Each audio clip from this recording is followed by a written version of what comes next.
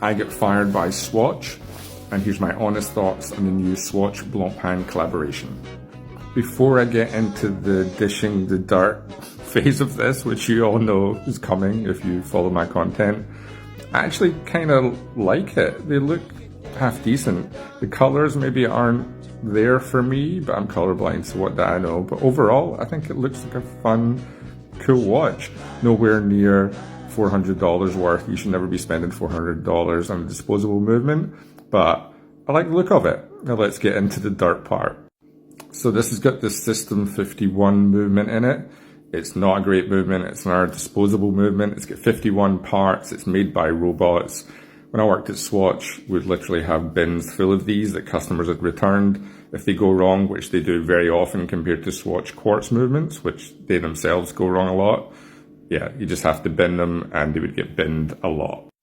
It's actually kind of funny that they would use this in a Blancpain, because I remember being in a meeting when I was at Swatch Group and speaking to Sandra, who is the head of Blancpain in Australia, and comparing the Blancpain peripheral rotor to a System 51, and she was so pissed off. It was pretty great, actually.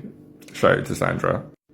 And this is the same as the Swissmatic movement that's in Tissot, so you know it's definitely a shit movement.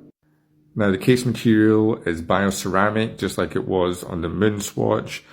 I know that sounds fancy, but it's basically a plastic case.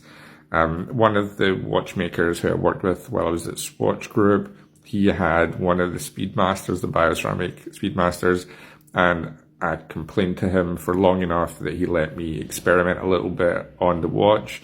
And I took a knife and I tried to cut into the back of one of the lugs, and it just went through it like a hot knife through butter.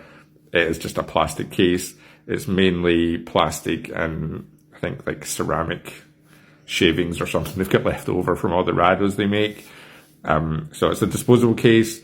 Don't think this is going to last forever. The movement's not going to last forever. The case isn't going to last forever.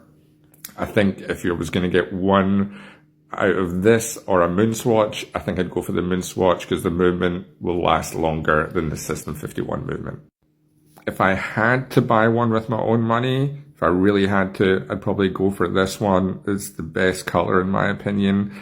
It's got that little section on the dial, which on the original Blancpain 50 Fathoms was designed to discolor once moisture got into the watch, so you knew it had been compromised.